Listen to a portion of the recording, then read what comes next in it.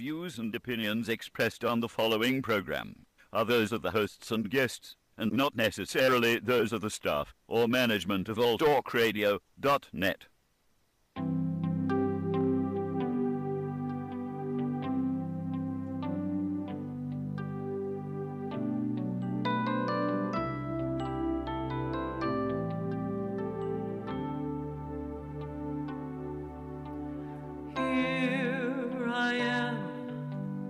Standing at the door, looking back at life as it's been before,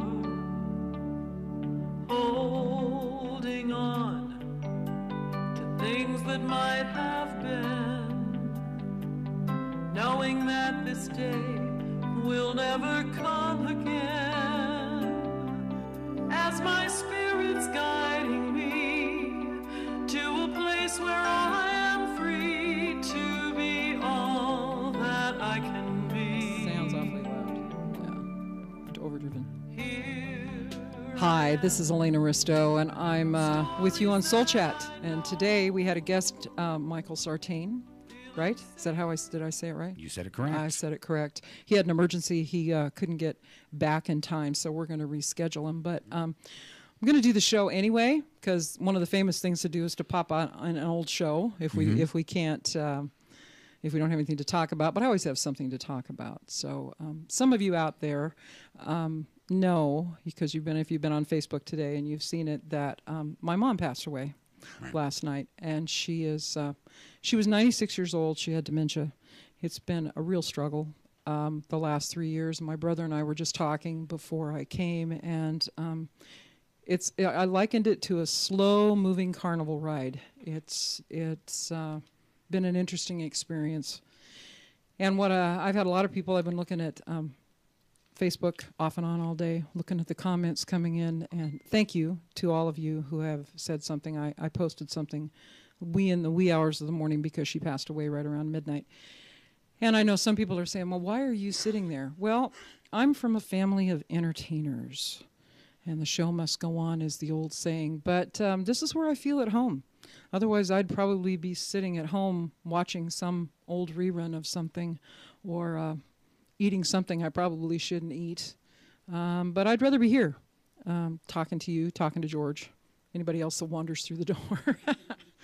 So let's talk about what happens, because we've all lost someone. At the very least, when we were kids, a lot of us lost a pet at first. Oh, yeah. And it's about that releasing and letting go. And please understand that it's not that I'm not sad. I am. I've got memories of my mom popping up all day. And it didn't help that 3 days ago, I don't know if you saw it, George, that 3 days ago I found that song that Garth Brooks recorded called Mom. Oh my gosh! If you can find it on the internet, well, maybe not. I might not make it if you put it on. Yeah. It's a wonderful song. He released it in November, and it's all over the internet, and it's free to be shared. But it's about a conversation that a baby's having with God about not wanting to come to Earth, and he convinces the baby that there's going to be somebody there that's going to guide him, and it's time to go meet Mom, and that's it.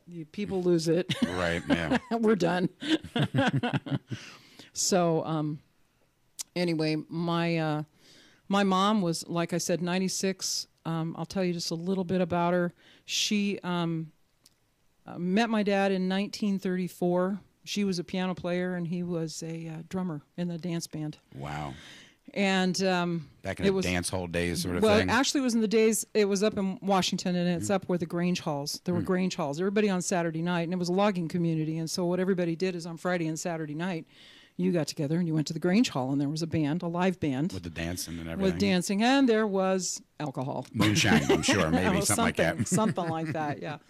But that was the big thing, and my mom just had a few piano lessons, and she played something akin to stride piano, if anybody knows what that is. But when people play piano, and she always used to complain about it, because some people will play the left hand, the bass, with one finger. And she did what she'd play octaves. She'd play. I never could do it. I'd get confused, but that's not my deal. My deal is singing. So anyway, they met in 1934, and they got married in 1942, and they formed their own band, and they played up and down Oregon and Washington. And so not only were they husband and wife in the family sense of the word, but when you get two musicians together that play together for 65 years like they did. Wow. Yeah, so it's amazing. And when Dad passed away in 2007, Mom really hadn't been happy since then. They were a unit. And as many people with older parents who've managed to figure it out, I never figured it out. And I was around a family that was married for years and years. And something I didn't get it straight. I think it's a little different nowadays, though, than it was back then. I think it is. There's a little different pressures, you know, but the options weren't there. You know, there weren't any options, as many options for women. It wasn't as easy to be on your own. Right. You know, marriage in so many parts of the world is about survival. Yeah. It really is, you know. Yeah. I just met a man from India just before Christmas, and he was saying in India they get married first and then they figure the relationship out. Wow. It must work for him. Well, I don't know. It's just a little different way of looking at it. But anyway, so Dad passed away, and he was 96 as well. I have very good genes in my family, you know. Well, you're looking at an older age then, aren't you? Oh, golly. I'm looking at this, and yeah, especially with the meltdown that happened, I'm going, oh my gosh, I gotta live into the same age that if I do what my parents did, holy smokes, you know. So anyway, she hung in there pretty well, and then about 3 years ago, then the dementia kicked in. And so it's been kind of a slowly. It was interesting, though, because she didn't have any short-term memory. She didn't have Alzheimer's. She didn't have any short-term memory, and she didn't have any long-term memory. And so in a very interesting way, the thing that all of the holistic people talk about is living in the moment. That is really the only thing she had, which I thought was really interesting because she didn't have to try. She had no past regrets. Well, no, and all she couldn't remember things that had happened or people that she was upset with, and I could walk in after not seeing her for about a month or 6 months, and we'd have a great conversation, and I might go out to go to the restroom or something and come back in, and we could start all over again because she just didn't have the ability to hold any memory. Right. So it was really interesting. So. An interesting side note is that I had encouraged my brother and I had encouraged my son. I had been up several times this year. We've had hospice in, and this was a near thing at least 3 times this last year, which is what made it a carnival ride. And I didn't feel the need to be up there this time. I felt like I had made my connection with her, and I'll talk about something else and you'll understand why. But my son, when I saw him last night on Facebook, and he told me, he says, oh, I saw Grandma today. And I hadn't told him yet. I knew it had just happened, and so there'd been no time to call him. And he said, yeah. And I said, well, what time did you see her? He says, oh, this afternoon on the way home, about 4:30. And I said, was she asleep? And he goes, well, she was, but she opened her eyes and looked at me and squeezed my hand, and then she went back to sleep again. And he said, you don't think she was waiting for me, do you? In my world, probably. Yeah. There's a good possibility. There's a good possibility. There's a good possibility. So that's the story. So, yeah, I am sad, but there's this great sense of relief, not only for her, but a release for both my brother and I, because we really have been, when you're dealing with the state and you're dealing with trying to figure out how to keep people getting the medical care that they need and how that's going to work. It's tough. It works on you. It works on you. So when I'm talking to people about grief, because as a shamanic healer, I work with people that are letting go in some form or fashion. And in the shamanic world, I believe, and many other modalities too, believe that you can't have a rebirth without a death. You can't have, something has to make way so that you can have something else happen. And this year, which is the golden year of the ram, and I think we talked about it last week, this year there's a lot of potential for a lot of people. Last year, there were so many people that I would see that would say, can you stop this? Can you stop these things that are suddenly leaving my life, or suddenly friends are leaving my life, or suddenly, it was a sudden kind of thing. It was the way the planets were aligned if you talk to the astrologers and what was going on there. But last year was the clean out. This year is filling in that void, because kind of a rebirth for a lot of things. It is. Well, you've been experiencing that. It really has been happening with me. It really has been happening. But look you and I were talking about this, is that it took that change of thinking. So think about it. That's called leaving old thinking behind. So you're allowing the new thinking to come in. Yeah. And that's when people say, well, it's the art of allowing. What does that mean? That's it right there. It's the willingness to completely let go of something and let something else happen. You almost have to. There's no way around it. No. Especially when you hit the age that I am. My head's pretty full. It's like clearing out the computer cache. It's like, can we reboot this? Yeah. So, and if anybody has any questions about grief or letting go, I'm not going to say I'm the expert. I just know that I've lived through it several times. Several family members have gone. The interesting thing about this is that my mom leaves one sister who is now the last person standing in her family. And I can't imagine what that's like. All the friends are gone. All the phone doesn't ring. These people are in their 90s. And somehow that doesn't look real appealing to me. To get to 96 and to be the last of everybody you knew. Yeah. Yeah. Can you imagine not being able to talk to your friends? And knowing all of your friends are now gone and family gone. members that were ahead of you that you grew up with. Yeah. That would be a very strange. Talk about feeling isolated and alone. And we didn't used to have that when we had tribes, when we had communities that were pretty close-knit. We didn't have that because the longevity of the grandparents or the grandparents lived with the families. You know, we had this thing that was happening all the time. But now you look at it and our families are so fractured. We live across the country. I mean, I've got one daughter in New York and one daughter in Chicago, and my son's in Washington. He's actually coming down here tomorrow. And it makes it tough, not just for holidays, but it makes it tough for these kinds of situations to have the kind of support that you need. And everybody needs support during this. So anybody has any questions or they have a story they want to talk about or they want to add to what we've been talking about, you can call in here at 702-609-7626. I also want to say that if you'll notice, I'm by myself today as part of this transition process. Jane McGuire, who's been my co-host, like all of us, is going through transition stuff, some life-changing experiences, and it's intense. And sometimes you just have to say, you know what, I need to take a break. So she'll be back. We've talked about having her come back probably the first. Actually, she's going to be on later tonight, I understand, coming in as a guest on something. But she'll be back. I think we've set it for the first Tuesday in February. She's going to come back. So we're going to have guests coming in. So periodically she'll be coming back in and out and telling you where she is in life right now. And that's right. That's cool. So we're going to have some guests. And it's always good to change things up anyway. And there it is again. That's that letting go of one structure and letting another one come in, you know. So if anybody has any stories about their parents they want to share or what they're going through right now, you know, I'm tired, but I still would rather be here. I just like you, George. That's all. It must be the sunglasses they attract people. It is.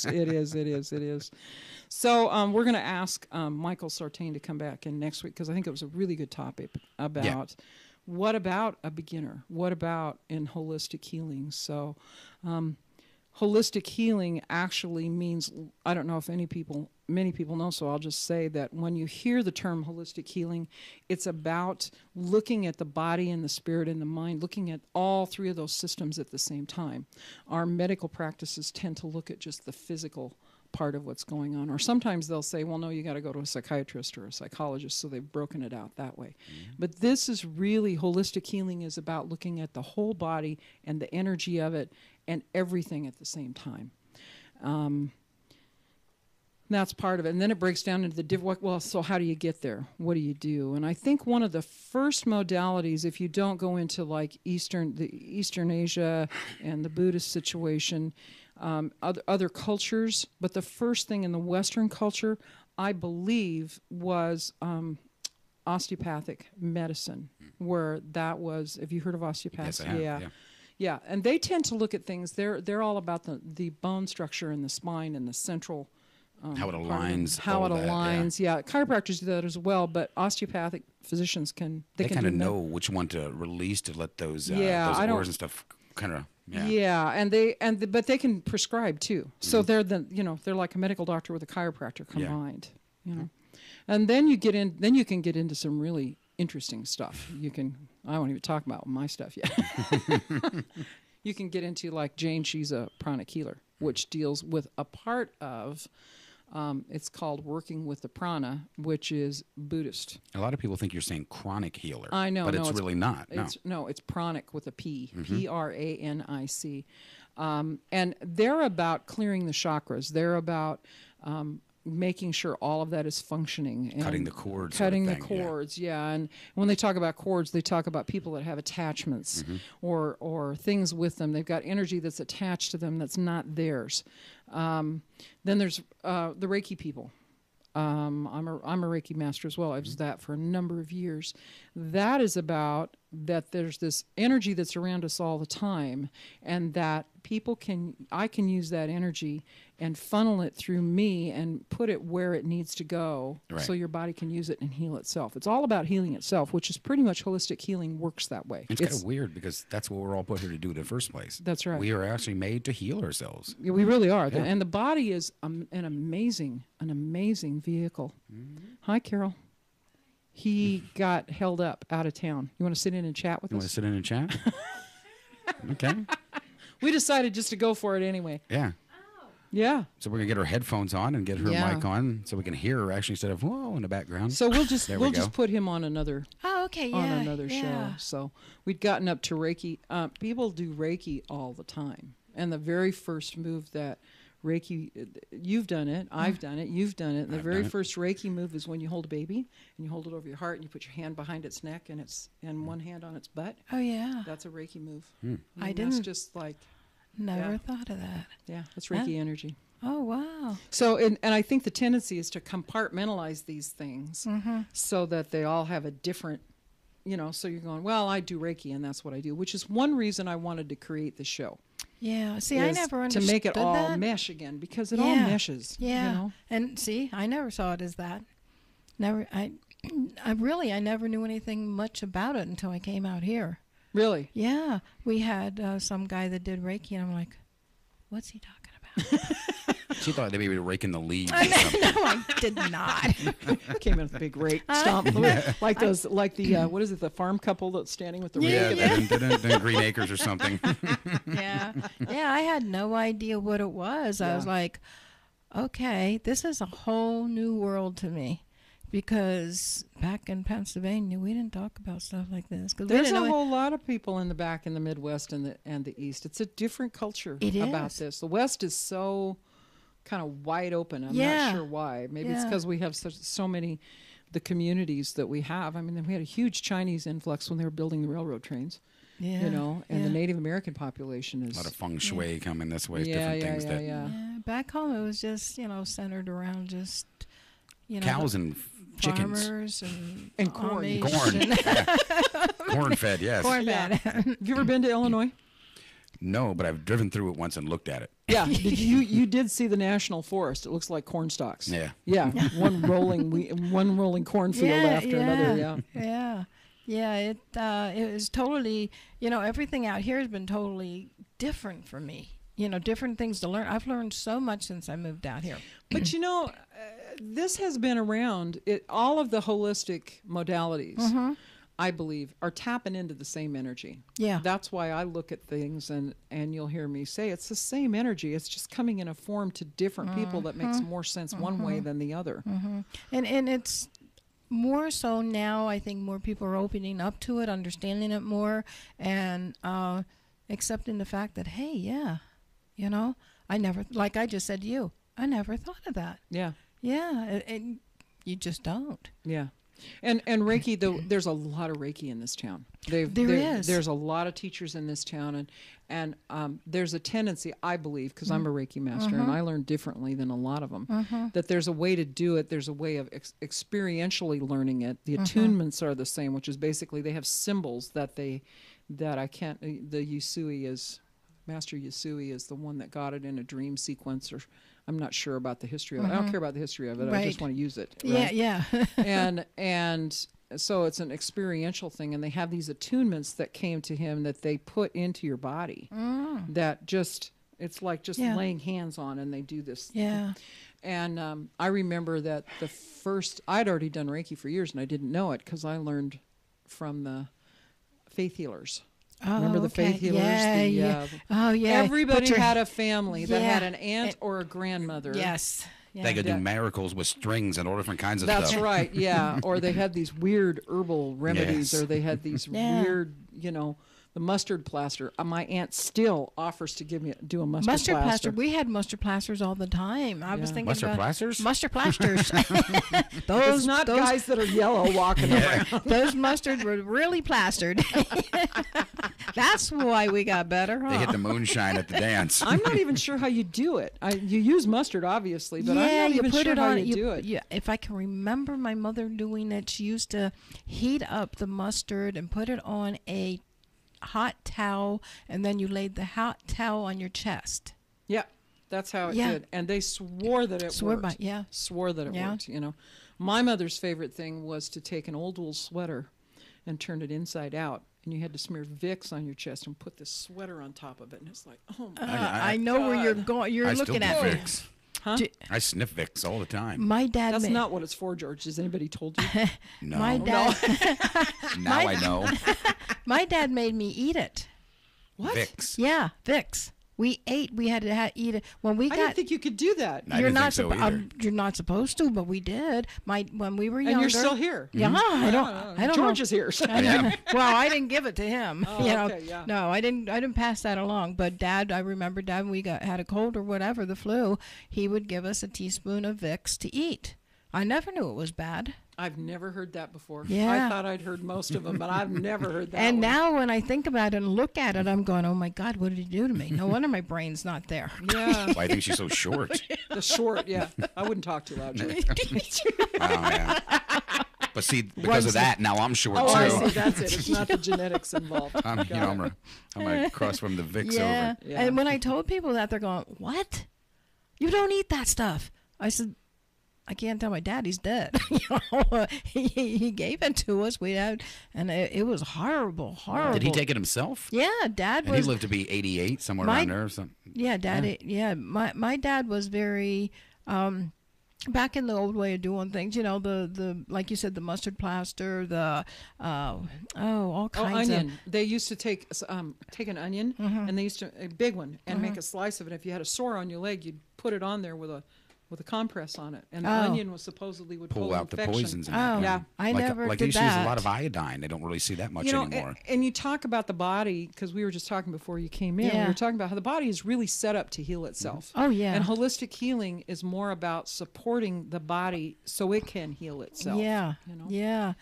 Some of the strange things they did was, of course, when you're a kid, you don't know. Well, you didn't have doctors. No. We didn't go to the doctor unless if your leg was hanging by a thread. Yeah. You Yeah, know, I mean, yeah. if you had a cold, I don't ever remember my dad going to a doctor. And look how many people or my were grandmother. healthier back then. They lived longer. They were healthier. Nowadays, we push so many pharmaceutical drugs. People are just dying Yeah. just from the pharmaceutical drugs. I can't take synthetic drugs. I can't I take can't either.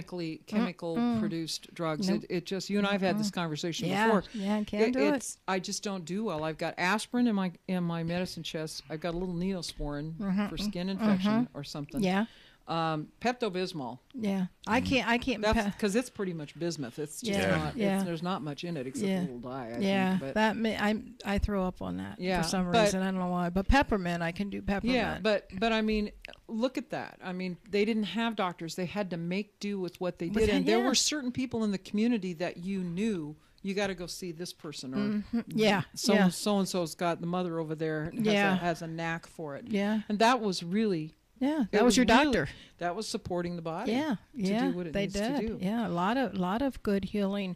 And my dad, I mean, my gosh, when we finally got out here, we were talking about it because I never thought of it because it was just a natural thing for me to experience my dad doing certain. Apparently weird things. Well, You're going to get questioned now. He was going to want to know what else she did. You know?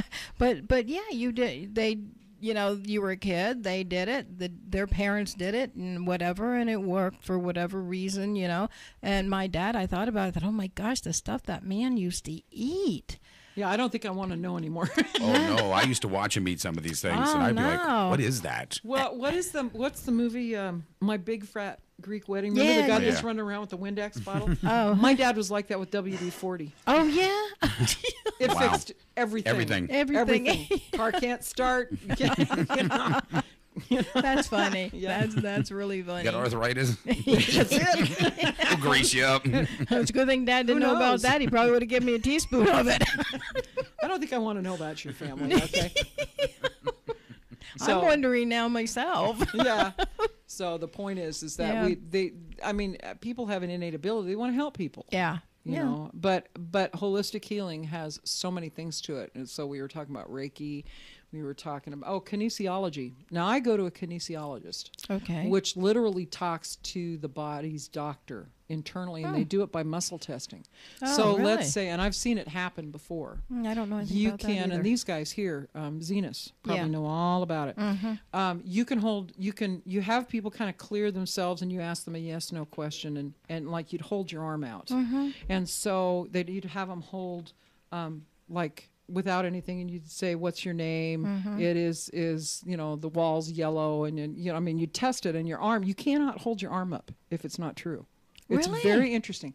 So you can put sugar in one hand. So let's say without anything in it, you say, "Don't push my hand down," and they can't push your hand down. You can put sugar in this hand, and you can't hold it up. Oh my Swear to God. goodness. They use the body. I'm gonna try that. body's muscle testing. Wait till you get home, George. You're going to be eating weird stuff. It's better than fix. He'll do that. He'll do that. But that's muscle testing is pretty Yeah. prevalent, and a lot of chiropractors use it now. There's a lot of people. There's Dr. Joe Biggs or Briggs. I can't remember what her last name is, but this dinner that I go to once a month, she uses this BEST system, which is kind of a body testing, and she does kind of the same thing. So it's really talking to the body, looking at the body from a holistic, whole perspective. Yeah. You'd think it would be spelled WH, but it's not. It's HOLISTIC. And it's looking at it from that perspective, and if you go that way, people need to understand that you have to be willing to take responsibility for your own care. Yeah. Yeah. You know, some people still will go to a doctor and want them Yeah. to tell them what to do. Yeah. Yeah. I But at some point, you have to take responsibility for your own care just to even step into that world, I think. I would Because think so, you're too, saying yeah. you're saying no to this particular model, which looks like the medical field, and you're going to this model, which is the holistic field, which uses, and there's aromatherapy. That's a big one now, Yeah. where they're using oil essences to do things. There's crystal therapy, Yeah, crystal therapy. where they use crystals, and it's all about, and if you look at all of them, they're all kind of about balancing the body so it can do its own work. Yeah. You know, I Yeah. haven't seen a whole lot of holistic things that are invasive. Mm-hmm. Usually the term "first do no harm," which is part of the medical creed, Mm-hmm. but it gets buried in there someplace. You know, Yeah. do no harm. First, do no harm, and that's the one I go by. I don't anything invasive. I mean, why would, unless, like when I broke my leg, I had both bones sticking out of my leg, and yeah. put me in an ambulance, take me to a hospital, Yeah, which they yeah, did. yeah. Thank That's when God that's for the good. medical community. Yeah. That kind of stuff is good for that. That's Yeah. very good. There's a place for it. There really is. They know how to wrap it up. Right. And there's somebody that's terminally, they've got cancer and they've tried everything, and that's what I always tell people is, if you have tried everything, or somebody comes to me and says, I've got this condition, and I'm real careful with them and say, have you gone to the medical community? Because for one thing, I don't want to be open for a lawsuit, unfortunately. True. Yeah. But you need to check everything out Yeah. and see, and then you can make a choice. It's like, get the information Yeah. and make the choice. That's the important part, getting the information, because a lot of people just follow whatever, and then afterwards they say, oh, what did I do that for? I wish I would have gone a different way. Right. But check it all out. Like you said, if your bone's hanging out, you're not going to sit there and No, I'm not going to stand there and have somebody wiggle their fingers Yes. over it and make it set itself. That was not going to work at all. But knowing what you have available to you and making the choice of which way you want to go is really an important thing. And I'm always telling people, go on. It's like shopping. It's like going through the grocery store. Look at it, see what calls to you. And somebody says, well, what does that mean? Well, there's something that makes no sense to you at all. Well, don't do it. Yeah. Or if Yeah. something, at least investigate it. But the other thing is that I think the danger is that sometimes people are looking for a guru.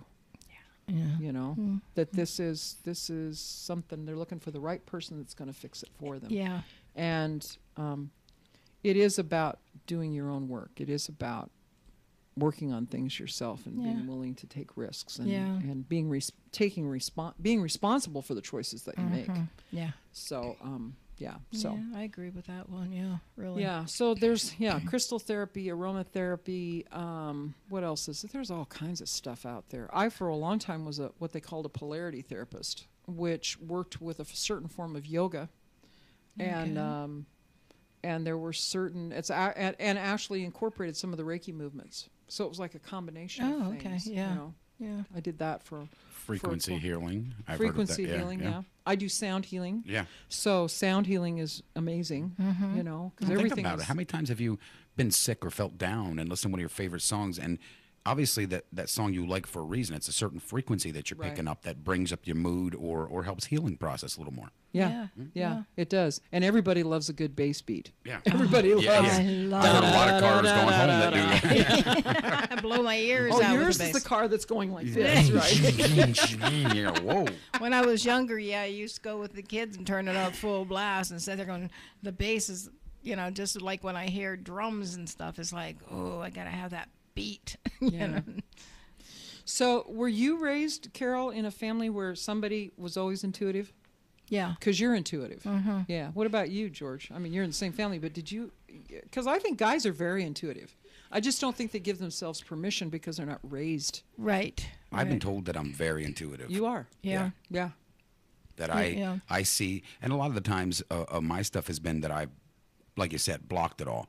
I would see things, I would totally pass it off and say, okay, I'm just thinking weird stuff or whatever. But yeah, there's a lot of times I see things happening before they're going to happen. And I guess that's probably why I did some of these things. I've always went ahead of things and just seen things ahead of time. Yeah. And I can pick up on people and certain things. Everybody picks up on people. A lot of Everybody. people don't pay attention to it. Yeah, everybody picks up on people. Everybody can walk into. Everybody's had the experience of walking into a room and going, "Ooh, I want to go sit, but I don't want to go sit by that person. I want to go sit over here." Yeah, for whatever reason. I mean, there's people that you walk up to and they'll say, "Well, I just don't like them." You're like, "Well, why?" "Well, I don't know why, but I just pick up. I don't like them." So that's what that is exactly. It's not really that you're It's not that they're bad. Maybe it's just that energy that's just not something working for with you. Right? Your energies do not match up. Yeah. Right. Yeah. Yeah. So that's one way, But I'm seeing more and more men that are coming to me now that are what I call warrior energy, because it wasn't okay. Because in the old ways, the warriors were supposed to protect the women because the women was the spiritual conduit. They were where the energy was coming in. So the warriors were all about protecting the females, and the females were in order to defend themselves. Because a lot of times the guys were out running down today's food. Yeah. They were trying. It wasn't like going to Safeway. It was like, there's a buffalo over there. That's dinner. But the women would be left, and so their strength came in numbers. That's saying. And they networked. They knew how to network, and they had to pay attention to detail. About where things were. Or they might not survive. Yeah. But the hunters had to have it too, though. The warriors had to have it, because you're going through the forest, and all of a sudden you stop, and something says, "Wait a minute. Something's off here," and there's a bear. I mean, I'm gonna be attacked. Yeah. So everybody's got the intuition, and it's amazing how many people, when they find out what I do, will come to me with stories about, I was in the house the other night, and this picture fell off the wall for no reason at all, And the next night something else happened, and the next night something else happened, but they don't want to say it out loud.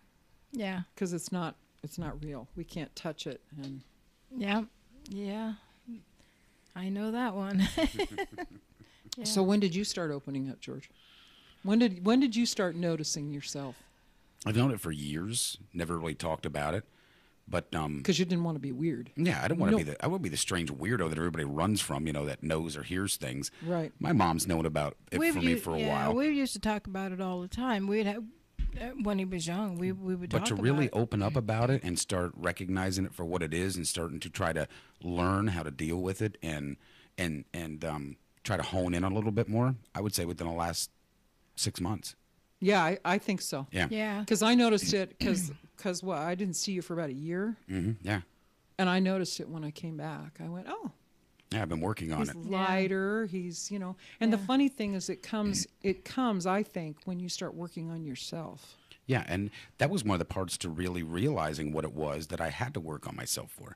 I mean, before that, I thought everything was just, it was weird. I shouldn't be doing this. I shouldn't be feeling these things. So within that, too, took me into a depressed state because you're not knowing what it really is. So you're just thinking there's something strange going on with you until you let go of that part of it and realize that, yes, some people have this normally in themselves and embrace it. Don't run from it.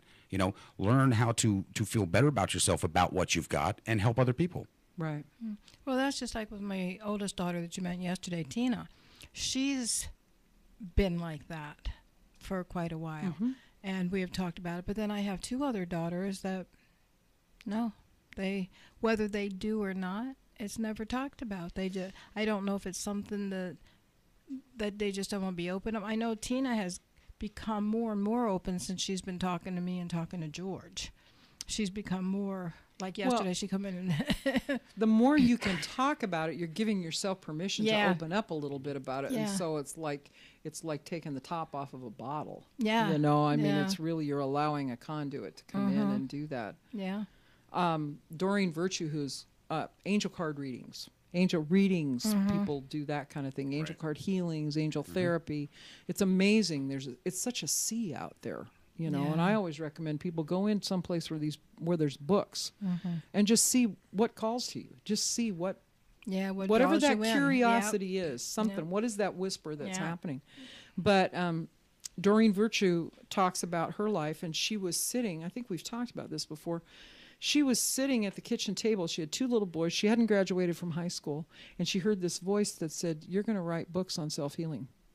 And she said, "What? How I don't even. I haven't even got a college degree. I don't have it. How's that going to work?" Right. Well, she said that it was a number of years that she kept hearing this voice, and she figured out if she poured enough dairy and ate enough bread, she could drown out the voice of God. Wow, dairy and bread does that? Is that why? Well, I don't do the Works for dairy. me. I've drank a lot of milk. Maybe that's why I haven't heard any talk lately. And I eat a lot of bread.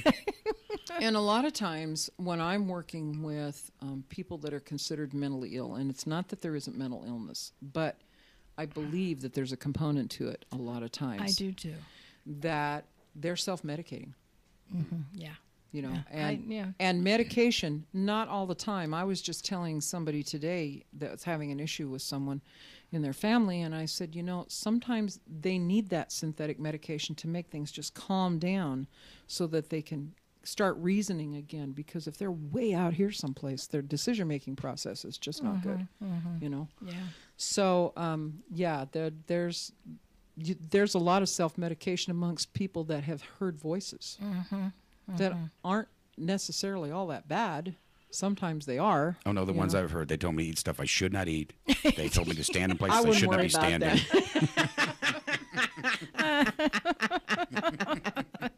That's funny. That's funny. So how much time do we have, George? Wow, we really kind of talked ourselves along. Yeah, there, we're didn't we? winding down almost. We're winding down almost, yeah. Yeah. What one of the segments that we started doing that I still want to use, and we didn't quite do it at the front end. I was talking about my mom because my mom passed away last night, and is what did I learn about myself? What did I learn this week about myself? Not what I learned about other people, but what did I learn about myself? What I learned this week is that because of this process we had been through with my mom of constantly, okay, what do we do now? How we got to do this? What do I have to do? Because I would take care of the financial piece, and my brother kind of took care of the on-the-ground piece with the farm and everything. And I think I got desensitized into how much I knew the emotion was there. I didn't know how much. But at the moment I heard that she was gone, here it came. And it's like, oh, yeah. I can still feel. I can still feel that pain. Yeah. I can still feel that love. I can still feel that caring. But we get so busy and we get so caught up in the things to make things work. You know? So I learned about myself this week is that I still feel very deeply. I had all the love I had for my mom, even though it wasn't perfect. Yeah. It wasn't perfect. No, but I don't think any situation is perfect.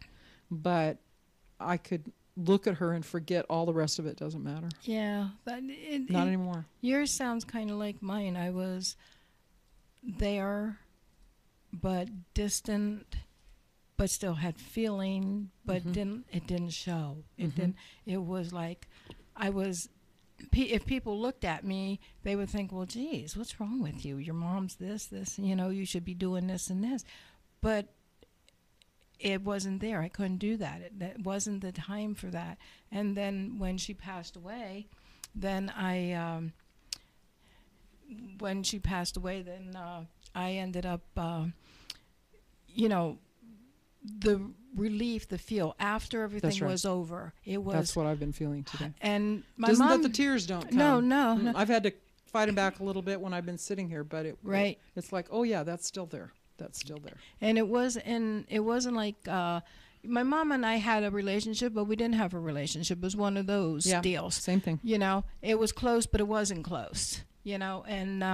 And I guess maybe that's how I just went through the rest of my life. I was be able to do that, and I think it was just at the end I was the one who was going to be in charge and had to distance myself. But then after it happened, then I could say, now I can. Being a shamanic healer, one of the things that I do is I do journeys. I journey for people, and shamanic healers, practitioners, shamans. I don't call myself a shaman because I haven't been raised in a tribe since I was knee high. Yeah. But we go to the other side and we interact with the energy on the other side, and it comes to us in the form of our ancestors, and it comes to us in the form of animals. And one of the things that I did a couple of nights ago, because I had a really distinct feeling this was coming really soon, and I went into this place. We have patterns where we go, and it's usually in nature, and I went into this place, and all of a sudden my mom came to me in this thing, and she said, I said, it's close, isn't it? And she said, yeah, and she said, but there is something I want to tell you. I want to tell you that when you came along, because my sister was so sick because she was born in a hospital, she had cerebral palsy, she had convulsions, and I was born at home. Yeah. I wasn't even born in a hospital, She wasn't going to have anything to do with that again. Yeah. That she told me, she said, you were the light I was waiting for. And that was such a healing moment in that moment, Yeah. And then the next thing I saw was my dad showed up. And the last picture I had was they were walking down the beach. Now, she was still here at that time. And I was telling George before is that my son stopped to see her yesterday afternoon. And when I saw him online last night, he didn't know she had passed. I hadn't had time to call him. Okay. And he said, I saw Grandma this afternoon. I said, well, she's passed. And he stopped and he said, wow, I think she waited for me to get there. Yeah. And I said, why? And he said, well, she opened her eyes and squeezed my hand, and then she went back to sleep. And I said, I'd call that pretty good. Yeah, that's a good call. So we're down to the end. I'll be back next week, and I don't know what we're going to do. We'll probably see if we can have Michael. We'll keep going where we see what we can get that locked down. And this week, since we've been talking about all things, kind of notice your surroundings. What do you do that tends to be supportive of your health, so your body can heal itself? Because that's what holistic healing is all about. And what else do we want to say? I'm leaving now. If anybody's listening, I'm leaving from here, and I'm going to be at Spirit Us Reiki Center, and I'm going to be doing a 2-hour workshop. I don't know what I'm doing it on yet, but you should maybe do it on Don't Take Vicks Internally. I've heard this is not a good thing. I had the same feeling about margarine. I always thought it was 30 weight oil in a cube. I never liked it. That's funny. Yeah. So have a good week. Thank you all for the kind comments that I've gotten on Facebook. Thanks you two for sitting in, and thank you. We chatted, and we'll be back next week, same time. See you then. Here I am, standing at the door, looking back at life as it's been before, holding on to things that might have been, knowing that this day will never come again.